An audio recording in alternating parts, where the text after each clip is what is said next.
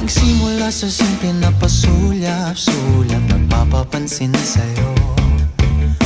Umabot sa palitan ng mga mensahe, kilig na kilig ako.